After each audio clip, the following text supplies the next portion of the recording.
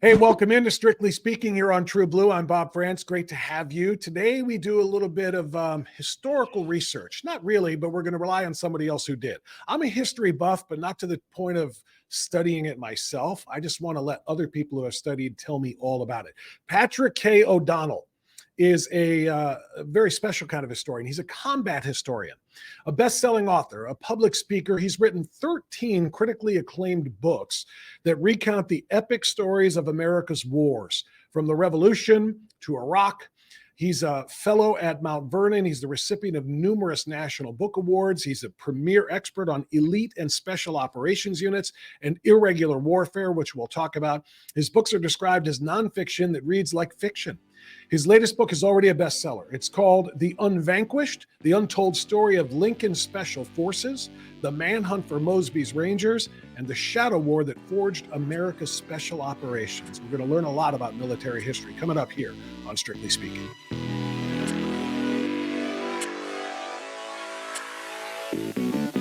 Patrick K. O'Donnell, so good to have you here on Strictly Speaking. How's it going, man? It's going great, Bob. It's really an honor to be here. Thank you. Well, it's a pleasure to have you. I mean, I so enjoyed our conversation on the radio not too terribly long ago, and I'm glad we're going to be able to do a bit of a deeper dive on some of this stuff now. I love origin stories, so we're going to start not with that of the country and the Revolutionary War, but with your origin story. Tell all of our viewers now what you told me the first time we spoke. Your love affair with military history started when you were very, very young, right? Yeah, my love for history began when I was about 4 years old, and I went to the Bay Village branch of the library there, which was on Wolf Road and Dover Center Road, and all the That's in suburban kindergartners. Cleveland. For all of our viewers who don't know, that's in suburban Yeah, Cleveland, where Patrick and I are from here in Northeast Ohio. Go ahead. exactly. And I went down there and I pulled out this book. It was a history of World War One in photos, and this thing must have weighed about 10 pounds, and I'm only 30 pounds probably at the time. I'm tiny, but I got obsessed with it. My dad let me have it, and I was just absorbed. And it was it was about World War One in photos, and it was hardcore. I mean, there was pictures of skeletons in there and all kinds of stuff.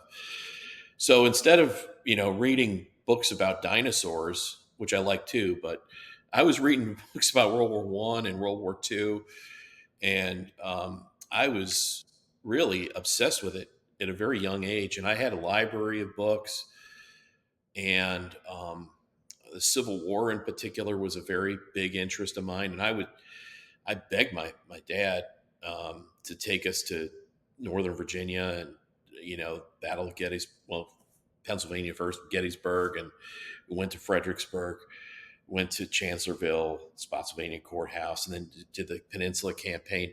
I was just, he would sometimes say to me, Patrick, you've seen one battlefield, you've seen them all. And I'm like, no, Dad, we've got to go visit more. And I was obsessed at a very young age. And that just ignited my passion for history. And it has stayed with me my entire life and has only grown. Um, and, went through, I think I learned how to write in a different manner than most people. At a young age, I was building scale dioramas and models, and I was so good at this stuff. I actually won a couple of national awards for it, the national competition. Now, these are classroom assignments that we all had, or on No, your own? no, no. This is on my own. I was Wow. building like super detailed dioramas, tanks, everything, and it was all. It got me into like the details in the weeds. I understood different weapons patterns. I understood different camouflage patterns. I knew what Zimmer was on a tank for a German tank. I knew how the uniforms worked, and I was literally sculpting this stuff and everything else. But what you learned in when you're trying to do a diorama is you're trying to tell a story. And I was using elements, physical elements, and I'm actually a pretty good artist as well. I can sculpt, I can paint, all kinds of stuff. And I was using these things to tell a story, and everything just kind of blossomed from there. I continued to get into history in college. Um, but really, for me, things changed after college. I graduated from American University. Well, big thing that also changed my life was St. Edward High School. I'm in Lakewood, Ohio. I was I was on the honor roll. I had like almost a 4.0 average, but I was a student athlete. I was on some of the greatest teams in high school wrestling history at St. Ed's. We were the tradition still continues. It's almost 50 years, and there's 46 state championships there, and there's multiple, almost 10 or more national titles, and that crystallized things for me. I was obsessed with wrestling, and we were in a room with the greatest athletes in high school at the time in the world, in most cases. One of the people I wrestled with was Alan Freed, who was one of the greatest Ohio high school wrestlers, and many others. And it was a ruthless, um, it was an incredibly demanding environment where you had to be the best in order to survive. And that changed me. But also, it was a situation where you had to develop discipline. It's one thing to go up against the best athletes in the world, but it's also another thing to have to starve yourself and not eat Thanksgiving dinner or Christmas dinner when everybody else around the table is doing it. Face dehydration, all kinds of things that changed me and made me a very tough person. But in that environment, I'll never forget, I was always thinking about, God, I'd love to write a book about the Rangers of Pointe du Hoc. And I'll never forget, I told my parents, I go, we have tougher training than those guys in World War II. No, there's no way. And it's true. St. Edward wrestling was way tougher than anything the Rangers had in World War II in terms of training. Okay. Right. Other than maybe scaling a cliff that was 300 feet high.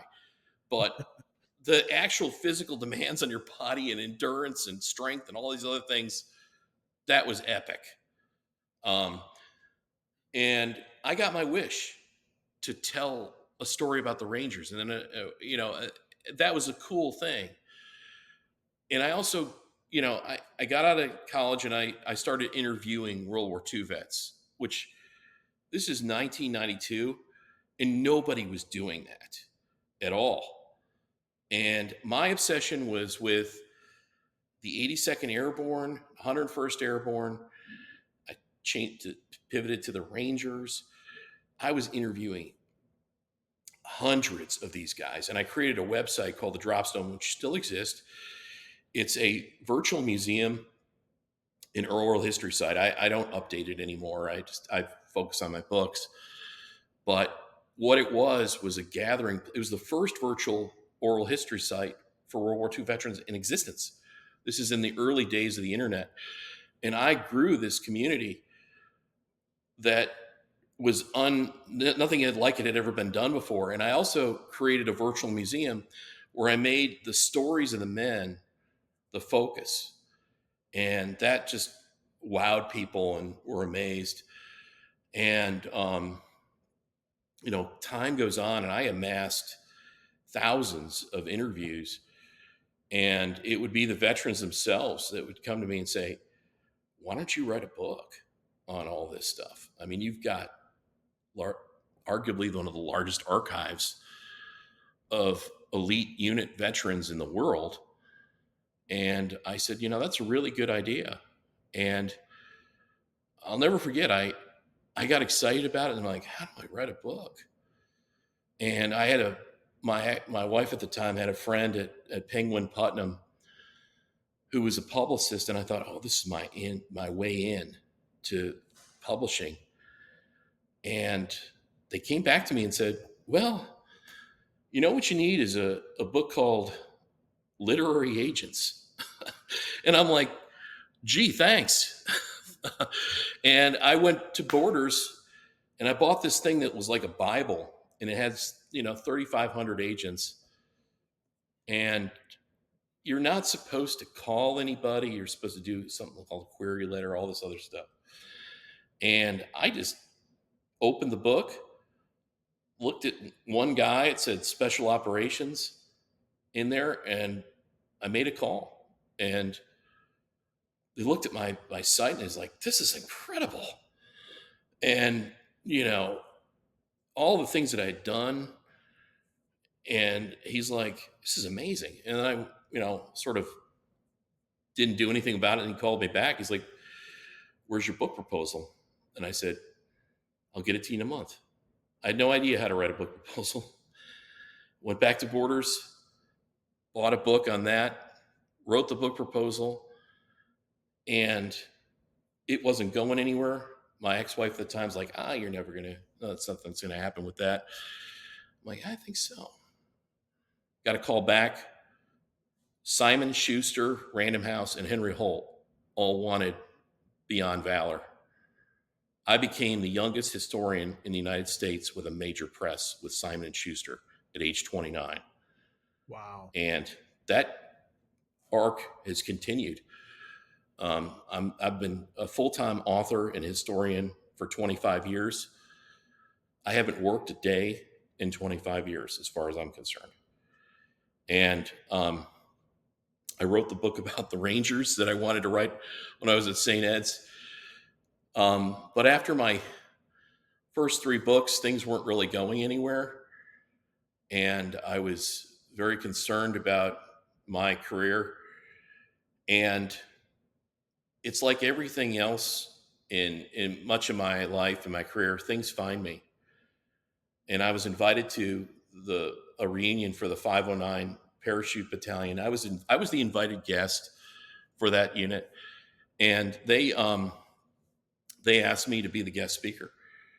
And I went down there, and it was amazing because there's picture a room filled with scores of World War II veterans from that parachuted into Africa first, into Italy. They were on some of the greatest missions of the war. And they're in the room, and I gave the keynote speech to this, but as that was going on, the men of the 509 that are modern day men were there wearing M42 jumpsuits from the parachute drop in southern France on August 15th, 1944 that these men wore. And I thought, wow, that's an amazing story to tell the story of these 2 generations. And I then knew that my next book would be on the 509. And it would be, I wanted to do a story about how these 2 groups had come together.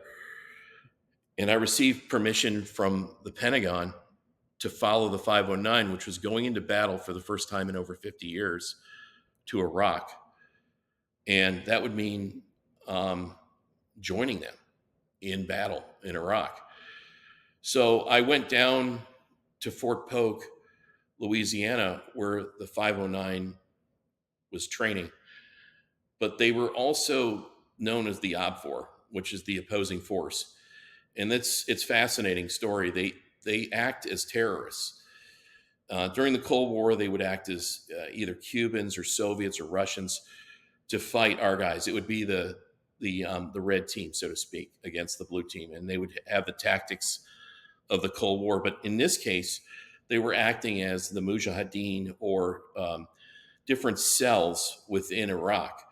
And I get there, and the guy's like, the commanding officer, Colonel Griffiths, like, what's up? And he had this kind of Yasser Arafat kind of like scarf on his head. He had sunglasses, and then he had jump boots, and he was kind of like John Wayne behind his desk.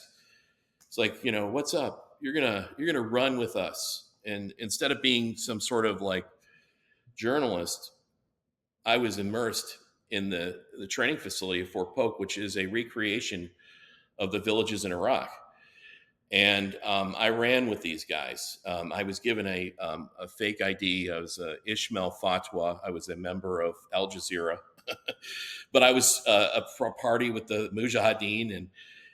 they gave me this Miles gear, and yeah, they were amazed. Everybody died in the special unit cell that I was with. I mean, fake death. I mean, it was Yeah. the beepers went off and Oh, everything training. else. But I survived, and they're like, "Oh my god, what's this guy? You've got the qualities of a great soldier. You know how to survive." So he said, "You can do anything you want in my unit," and I'm like, "Okay." So I went to Iraq, and I went to the with the 509, and I got there, and I was in paid my own way. I was a total volunteer, a civilian combat historian, and I got there, and I was I wore a uniform because I didn't want to be shot accidentally by our own guys. This is Were you especially armed? true. Were, What were what, you what armed? happened is, yeah, they said you need, they felt sorry for me, and I'm like, yeah, I know how to, I had all the weapons training and everything else. I knew what I was doing with an M16, and they said, here, they didn't want me to die, and went on all kinds of raids in Baghdad, and then about 2 days after we got there, somebody wants to see you. They said it's the commander of the BIOP, and this at this time his name was Colonel Mark Milley, and Mark Milley interviewed me, and we had dinner and his command had tent by myself, and I asked him some pointed questions. I'm like, why haven't you captured or killed Sadr, who had just led an uprising? And he's like, oh, don't worry about him. He's a political figure. He's not going to harm us. I'm like, well, I'm not so sure about that. And then he had some other things that I was a little bit shocked about. And then he said to me, what do you think about Fallujah? I asked him, I want to go to Fallujah. And I said, will the 509 be part of that? And he said, maybe, but maybe not. And he said that the Gettysburg of this war will be Fallujah. And I was like, okay, I'm going to Fallujah. And the next thing I know, about 3 days later, after going on raids with the 509 in Baghdad, and there were some pretty hair-raising raids, I got the word that the 509 was going to be put in the guard towers of the Green Zone. So this entire story collapsed. Explain And that. What does that mean in the green zone? what it is it's an area for diplomats. It's in Baghdad itself, and these guys were not going to Fallujah. They were going to provide security for diplomats and members of the Iraqi government, etc. And I'm like, okay, that's not really. I want to go to Fallujah, and I petitioned the commanding general. I talked to Milley.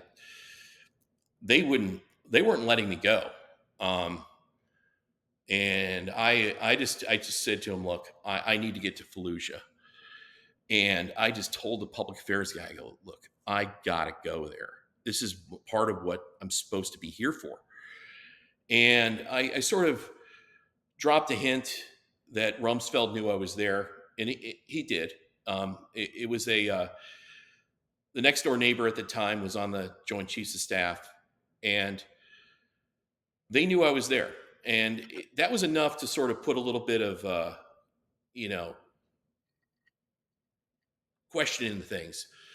And the public affairs guy goes, just go down there to the helipad and just act like you own the place and tell them you need to go to Fallujah and talk your way on it. So that's what I did. I went down to where the helicopter was at, and I just acted like I owned the place. I said I need to, I got to get to Fallujah. It's all been approved, whatever. And I talked my way onto helicopter, and I got to Fallujah. And I got there, and um, there was no one in. Um, well, initially there was no one in the Marine Recon unit that was there, um, and I went with Marine Recon in on all of the shaping operations that took place prior to the Battle of Fallujah. And these were some feints to draw the enemy out. There were some special operations type missions to you know, to determine if there was weapons of mass destruction. There's some pretty really wild things. And it was on about 2 days before the battle actually took place. They were setting up a roadblock at the back of the city, which was where it was called Queens, and this was where Al Qaeda and the most of the hardest core terrorists were located. And I'll never forget. I went down to the roadblock, and Sergeant Major, or no, Sergeant Major. It was a ranking enlisted man was there, and he wanted to take a shot, a sniper shot with a 50 caliber sniper rifle. And we're on the side of the road in the middle of nowhere, about 400 yards, maybe 500 yards from where Recount had its headquarters or command post, and in the middle of nowhere. And he said to me and a lieutenant, if they start shooting at you, you're on your own. And I'm like, you got to be kidding me. You got a Humvee right here that can handle everything.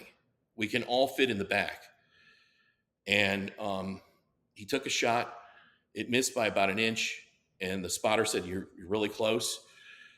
And he fired another shot. And then all of a sudden, there was directed sniper fire that landed right next to my foot.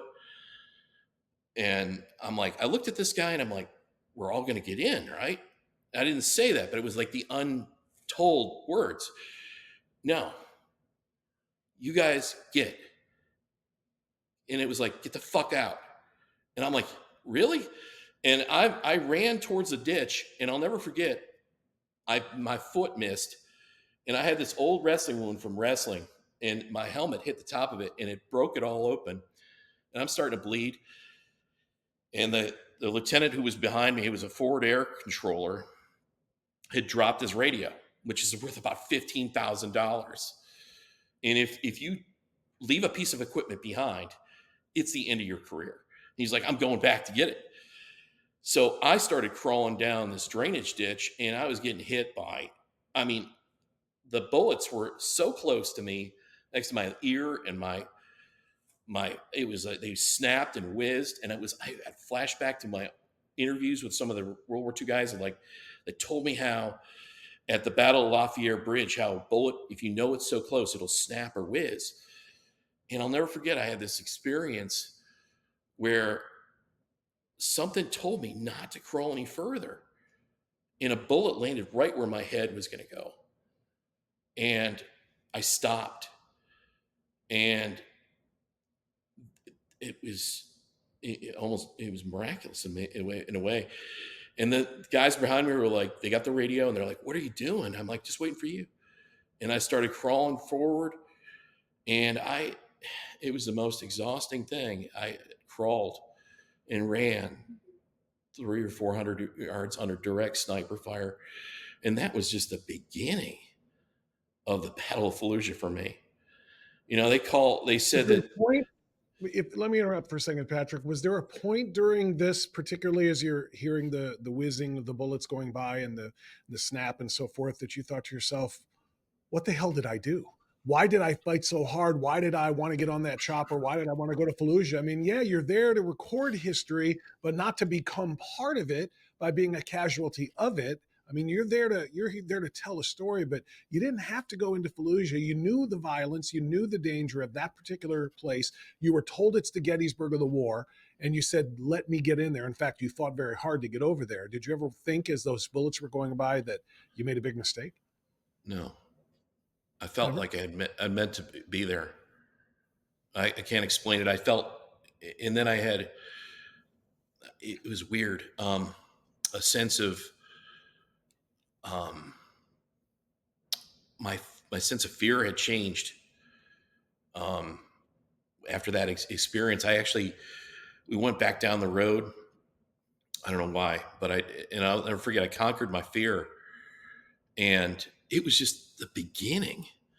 Um, I mean, literally in less than an hour later, a Humvee pulled up, and they're like, "Yeah, we got some rations." And I looked around, and there was a tree stump, and I'm like, "Oh, I'll sit down there and I'll eat the MRE." And the presence said to me, "Don't sit on the stump." So I went into this building, and there was no roof on it, and I just said to myself, "Well, something happens here, what it's meant to be, I guess." And literally, I put the fork in the MRE, and the back of the wall of the building I was in was splattered with shrapnel from several mortar rounds that hit the stump and blew it apart. We had Iraqi special forces. That's what they were called. These were guys that were Shiite members that lived nearby, that were recruited into the Iraqi forces, and they were with us. And these guys, several of them were hit, and it was just it was the beginning of my experience. And I was with recon through a couple days of the battle, and then things shift there, and I was with the assault unit in Fallujah 3-1, and I wrote a book called We Were One, shoulder to shoulder with the battle of Marines in Fallujah, which is on the multiple commandants reading lists. And you know I was in the platoon that had the most casualties in the entire battle. And people looked at it like, it just seems like it was all meant to be for some reason. I can't explain it. I didn't expect all of that. We started out with 4 years old and went all the way up through your time in Fallujah, embedded with the troops. It kind of begs the question. I was going to ask you a while back in all of this, but I didn't want to slow your roll there. You went through. You have 4 years old. You're infatuated with history, particularly military history. You're doing all of these dioramas. You can name the equipment. You can name the uniforms. Everything that you describe, backwards and forwards. You come out of high school an extraordinary athlete because Yeah, you had to be I on the meant to same. say that I was Division I wrestler, and I was on a Yeah, scholarship at American University too. yeah. So I mean, you're an extraordinary athlete, and you can't overstate I'd say what there was you a were. lot of other guys on our team that were better, but yeah, I was Well, there okay. were, but I mean, all of you collectively. You can't be on that team. You can't. I don't. Anybody who doesn't know, if you're not from Northeast Ohio, where you're from and I'm from, you may have heard St. Edward wrestling at some point in time, but particularly in the '80s, because that's when the dynasty really started. It is every bit as intense as you just described. And I know a lot of guys from St. Ed's, and I know about what you guys went through as wrestlers. So my point to that is, you're an elite athlete. You have this undying loyalty and love for the military. I'm surprised you went to college. Did you think of enlisting at some point?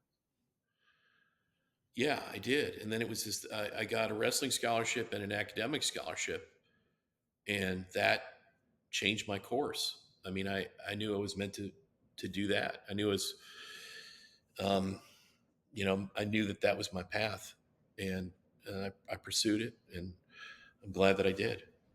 It was the right path for you, no doubt about it. I just wondered, if there was a point where you're like probably 16 going, man, I can't wait to get to the recruiter's office when I'm 18 because I know what I'm Well, there doing. was a side of me that was like that, but I just, what happened is that, the Division I acceptance letter came in, and I had to make my choice and stuff. And I'm like, man, I'm going there. It's going to be great. It's going to be, I'm going to be in Washington, D.C.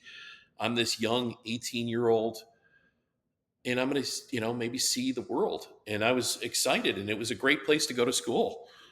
Yeah. Well, not to mention wrestling was your life at that point in time too. I mean, not to say that your, academics were not, but that's a lifestyle. That, like you talked about Thanksgiving, that's a lifestyle. And when you get involved in it and you have a chance to continue it on a scholarship and something like that, it's hard to say no to. I totally understand that. And it was obviously the right decision because look at where you ended up. This is exactly what you were intended to do now, 13 books later, military history books later. So I want to kind of ask, and I'm grabbed by everything you just said about your time in Iraq, but you have written books about the Revolutionary War. Obviously, The Unvanquished is about the Civil War, and we'll talk about special forces and so forth. But is there a favorite period, whether it be Revolutionary, one of the World Wars, Civil War? Have you ever done anything on ancient wars, or is it always pretty much just American history, ancient Greeks and Roman and so on and so forth? Some of the great wars that Yeah, we learned I've in school. always been interested in that as well. But all of my books have been on what I know, and that is elite units within American history. And, Got it. beginning with the American Revolution, I wrote a book about Washington's Immortals, which you can argue they were very much an elite unit. And then they also acted as light infantry, which is an element of, very, very early precursor of special operations forces. They saved the country in an American Thermopylae in August, on August 27th, 1776, where, men of honor, family, and fortune literally make an epic stand, which, as one historian at the time would say, was an hour more precious in our history than any other, because their rear guard allowed the army, the bulk of it, to escape to entrenchments along the East River, in Brooklyn. And then I wrote a book called The Indispensables, which is about the guys that transported them across the East River, the American Dunkirk, where a miraculous fog sets in on the morning of August 30th, 1776, and screens the movement of all these men, and, saves our country, because it was here at the Battle of Brooklyn that all could have easily been lost to Change the everything. course of the world. That Yeah. changed the course of the world, right? And so, I mean, is that more special to you because of when I talk about those periods, like I said, because you read about the Civil War, you read about the World Wars? Is there something that draws you more, or is it pretty much all you just are? You love it all. Well, I do love it all in the sense that I love how individuals, people, can change the course of history through their personal agency. I'm fascinated by that. And the books that I've written are about people that, by and large, are about people that were at inflection points in history that changed them in one way or another through their actions. And I would probably say that my favorite period would be the American Revolution, because, I'll be a little bit controversial here. That was our greatest generation. And it was our greatest generation because they fought the greatest army in the world at the time, the greatest navy, but they also fought fellow Americans in our first Civil War. The American Revolution was a war against brother.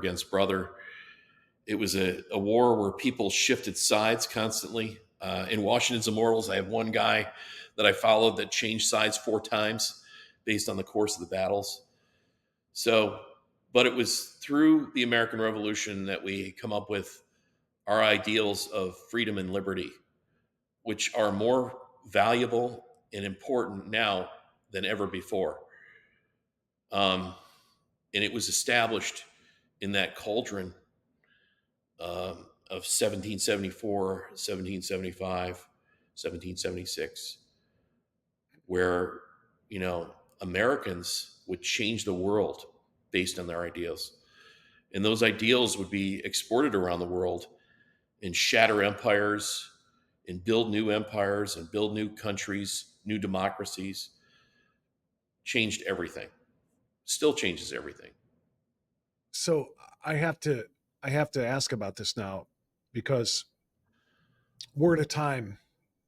This is not to get political to the extent that you can't, but we're at a time right now where there's a lot of division in this country. There's a lot of concern amongst millions of people who feel like the government is becoming tyrannical, that it is too big, that it is overbearing, that it is turning citizens into what they call extremists. They're curtailing rights. And some people have said, this is exactly what happened that led to the revolution. Nobody wants to start a civil war. Nobody wants to start a new revolutionary war, but it's hard to fathom what what it takes to get you there. So when you look back at 1774 and 1775, and when the decision was made by these citizens, that we have to take on the mightiest military in the world. We have to declare our independence. We have to fight to get away from this tyranny if we want to survive and grow and thrive. Do you see anything from then that, well, maybe better asked, do you see anything today that is reminiscent of anything that made those decisions then? I see that there's deep divisions in the United States, no doubt. Um, I think that's why it's incredibly important now to look back at what the founders had developed, because they understood not only freedom and liberty, but they understood power and how to diffuse it. And currently, there are many situations right now where power has been removed from the people in many cases, or there's situations where the checks and balances that we had in government are have been diminished. So I think it's important to understand our founding and where we came from, because I think that we can learn a tremendous amount, during that time period. And I also think that we have a tremendous amount of things in common, even though there's a lot of deep divisions. And I think with the Unvanquished, one of the things that I brought out with that book is that how people were able to rise above the petty politics and look towards the importance of the greater whole, or our country. And I think that that's and really vitally important at this time, where people don't look just necessarily at their own power or what they can do for the party, but what they can do for the country. And that's certainly the case with the Unvanquished, which I bring out the Battle of Appomattox, where General Robert E. Lee was given direct orders by Jefferson Davis to conduct guerrilla warfare and evade Grant. And there was a path for him to do that. He could have potentially gone into the Blue Ridge Mountains. It's a miracle that they actually were able to capture Lee's army in many ways. And it was the Jesse Scouts, the men in my book, The Unvanquished, that really changed the course of the war. But it's also a situation where Robert E. Lee made a decision which he believed was better for the country and for even the South itself, which was to basically surrender. But at the same time, General Grant did it in a manner that was respectful and respected the men of the Army of Northern Virginia. They weren't cheering when it ended. They were allowed to leave honorably. They were paroled rather than put into a POW cage. And really, the healing of our country begins at Appomattox from the American Civil War, where we come together again. And that's an incredibly important moment. But it's the individual actions of a small group of 50 men, the Jesse Scouts, that changed that by capturing Lincoln supply trains, for instance, at Appomattox, almost making the decision for him because he wasn't supplied. His men were marching on empty stomachs, and as Napoleon would say, decades later, an army always marches on its stomach. And when there's empty stomachs, there's the will to fight is diminished. I'm glad you brought up the Jesse Scouts. Who was Jesse? The book I wrote is about Lincoln's Special Forces, Mhm. or the Jesse Scouts. And this story begins in 1861 in war-torn Missouri, which is a brother against brother, neighbor against neighbor type situation. It's really a disastrous element of the Civil War, where there aren't clear geographical boundaries. It's very much people are fighting each other. And John C. Fremont is given command of this area, and he's known as the Pathfinder.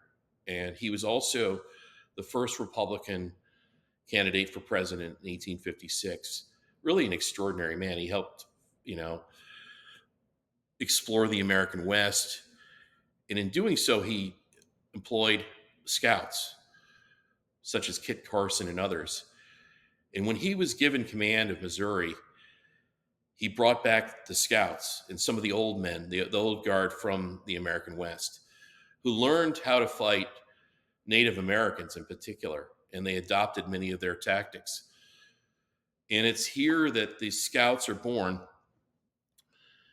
and it's here that they meet John C. Fremont's wife, Jessie, who's arguably one of the most extraordinary women of her age. She's a true Renaissance woman in every way. She's a senator's daughter. She is well written. She is, sent by the general to basically go to Washington to take care of business in many cases. And one contemporary writer would say she's the better man of the two. And it would be the scouts that were absolutely obsessed with her. She was beautiful, brilliant, and she came up with the idea that these men should wear Confederate uniforms to perform their hazardous duty behind the lines. And that's what they did. They donned the enemy's uniforms, which was a perilous thing because if you were caught, you would be usually immediately executed either by the end of a rope or through the bullet of a gun. And these men would take on some of the most dangerous missions of the American Civil War. Yeah, when you hear about special forces, and I've asked you about this before, we think about today's special forces being, Navy SEALs, Rangers, Airborne, Green Berets, and so on and so forth. Special forces there meant something a little bit different, but, based on obviously the weaponry and the availability at the time. Tell me more. Tell me about Yeah, Mosby's but Rangers.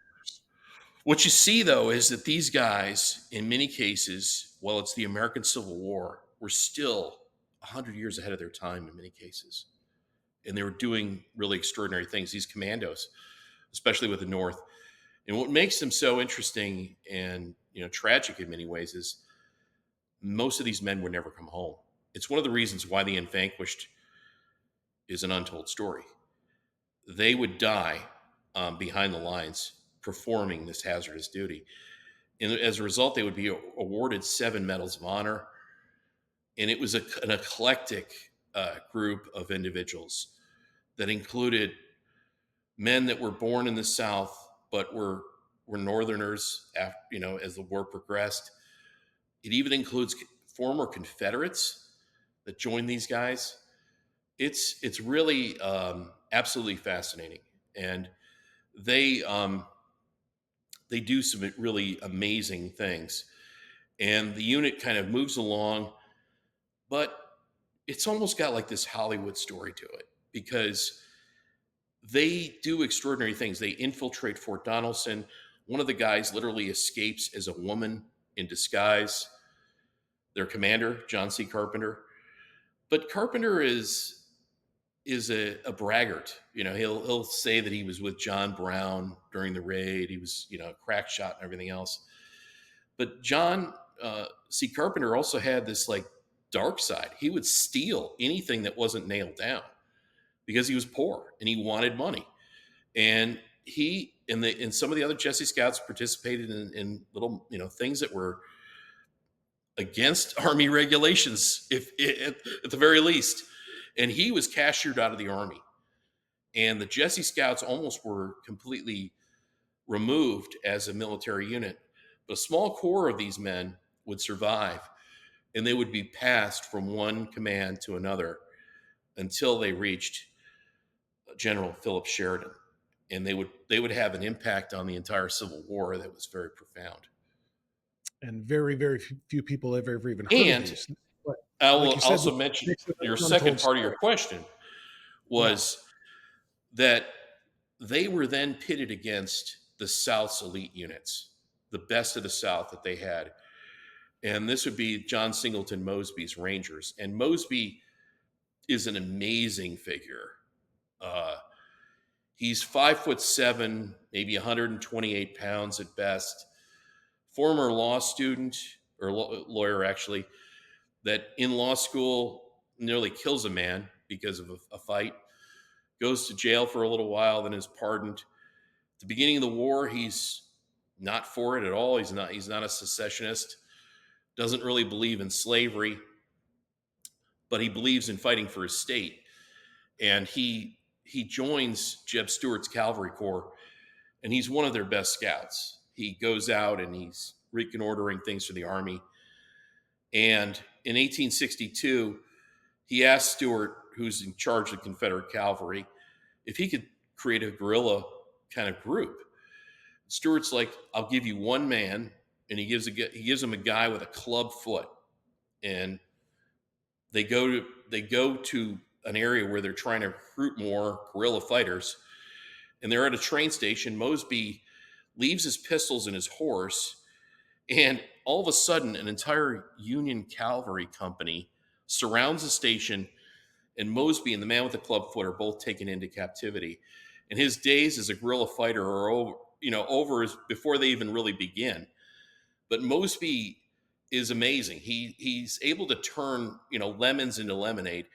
He is detained by the federal authorities for months. He's put in prison, and he's given an opportunity to be exchanged for a Union officer. It's a prisoner exchange, and he's being transported back to the Confederacy via the James River from Fort Monroe on a steamboat.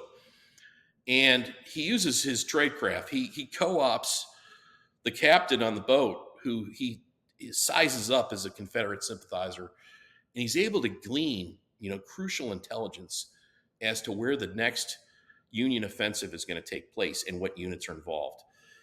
And he, through his intelligence, through his cunning, is able to harvest this intelligence, gets off the boat at Richmond, and instead of taking the day off and getting dinner, he's starving, he immediately rides to General Lee's headquarters and tells him this vital information, which initially Lee is like skeptical. Who's this young lieutenant? It's all dusty and everything else. But he listens to Mosby, and he recognizes that this man has important intelligence. And John Singleton Mosby is responsible for the South winning the Battle of Cedar Mountain through this intelligence. And then several months pass by, and Stuart gives Mosby another chance to be a guerrilla fighter in a place called Oakham Manor, which is right outside of Middleburg, about a mile away, which is in Northern Virginia. It's some of the most scenic country. This book, The Unvanquished, could actually be it's geared to be a travel guide, because you can literally go to these places and still visit this ground. You can visit Oakham Manor. It's in the winter of 1862 that John Singleton Mosby presses Stuart for another chance. He's given 6 men this time, and they form by the time it's over, almost 1,000 men, and they tie up literally tens of thousands of Union troops. But they start to raid Union supply trains. The greatest coup that they have is they capture General Stoughton, who's a Union general. They literally are able to ride into the heart of an entire Union cavalry encampment in the middle of the night. 60 men who are wearing raincoats, in some cases elements of Union uniforms, talk their way through different posts and seize a general. And they go into this guy's headquarters area. He's sleeping, and Mosby wakes him up. He's groggy, and he goes, "Have you ever heard of John Singleton Mosby?" And the general says, "Yeah. Have you captured him?" "No, it's he who has captured you. Now get up." And he slaps this guy in the butt and orders him to put his clothes on. And he scrolls on the wall, with a piece of charcoal, "I am Mosby." It's part of his PSYOPs campaign, where he is trying to intimidate. And he creates the most, Mosby's Rangers are the most badass group that you can imagine. And they win against all of their opponents. And it would be the Jesse Scouts that form the first manhunter killer team to go after them. And that is the part of my book, is this manhunt against these 2 epic units. And oh, by the way, Blazer's Scouts are largely from Ohio. And in fact, they're from Northern Ohio. The man on the book right here is Sergeant Joseph Frith. And Joseph Frith is from Milan, Ohio. and his Wow. story is epic. His image is like haunting. It's like looking out at us. And it's around this time in the summer of 1864.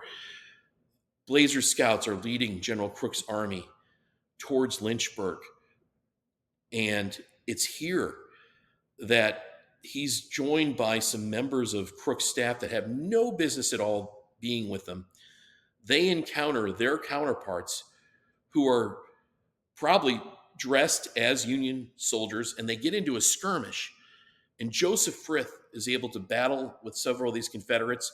They're able to repel them, but the man behind him, who's untrained, who's probably a desk jockey, discharges his Colt pistol, and the ball lands in Joseph Fritz's stomach, mortally wounding him. And Joseph is then taken to a nearby home somewhere in Covington, Virginia. We don't know where. And he writhes in pain, and it's a very painful death. He dies 2 days later, and he's buried somewhere there near that home. And I found the original newspaper article that was written in the Milan newspaper in 1864, where it contained a very dramatic letter from Joseph's father that said to his comrades and also to his childhood friends, Joseph taught you how to live, but he also taught you the dignity of dying. It's a powerful thing. And one of my goals of this book, The Unvanquished, is to hopefully find him in his final resting place and bring him back to the family farm, which is located outside of Milan. Phenomenal story. So, Patrick, in the short time that we have left, I have two things that I want to do. One may take up the entire time because I want to ask you about where you think the next American armed conflict will be. I want to find out whether you think it's going to be in Eastern Europe against the Russians or with the Chinese or an invasion here or whatever. But I want to just cap, for now, the military history that you have done. And all of the 13 books you've written about all of these battles and wars that America has been involved in, if you had to put together a Mount Rushmore, the four most influential figures in American military history, who are they? First one is George Washington.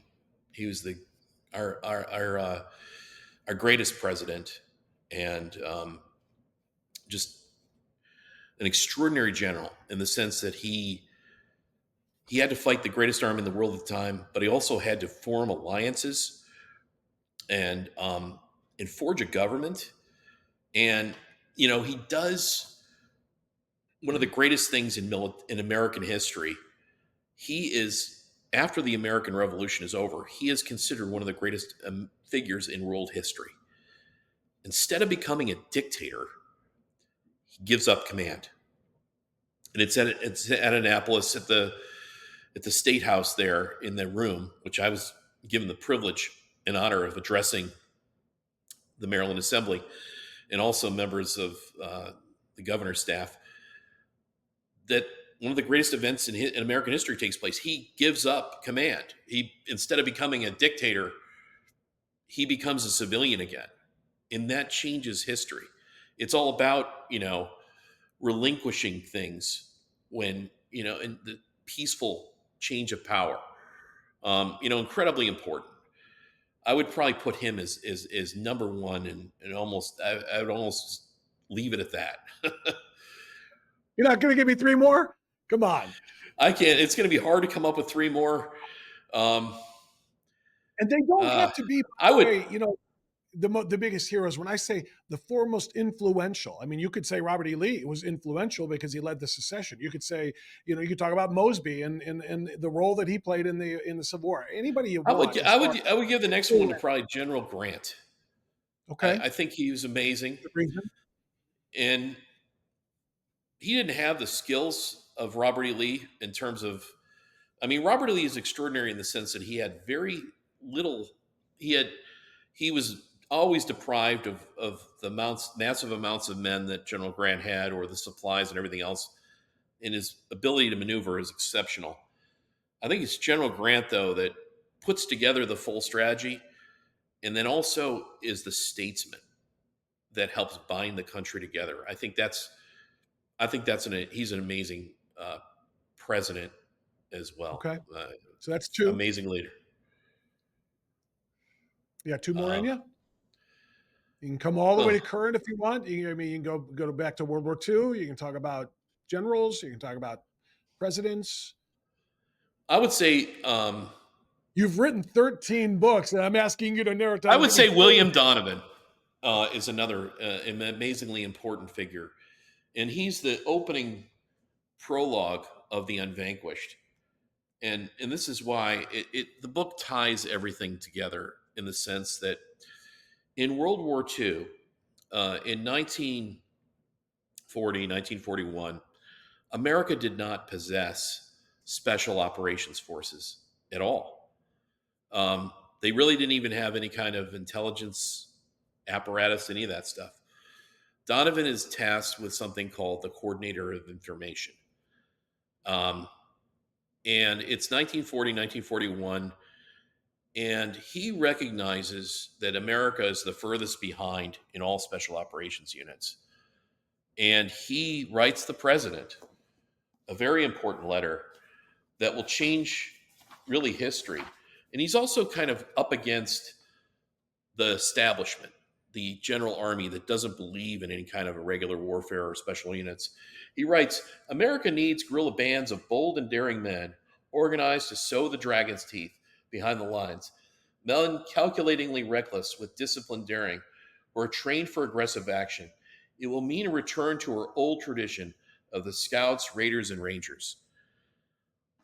Wild Bill Donovan has the insight and wisdom to look back at what worked in American history, what worked in our first modern war, which was the Civil War. And he looked back at the Scouts, the Jesse Scouts, the Rangers, and also another group called the Confederate Secret Service, which I get into in detail. The book is, one of the sidelines of this book is really the extraordinary story of what the South would do to win, well, not win the war, just to survive. And one element of that would be to kidnap the President of the United States and ultimately assassinate him. And that's one of the stories within the Unvanquished. But it's also stuff that's 100 years ahead of its time. It's influencing the press. It's influencing political interference. It's many of the things of today, which these men do. And Donovan told his best historians to look back at these men because they had no experience in World War I.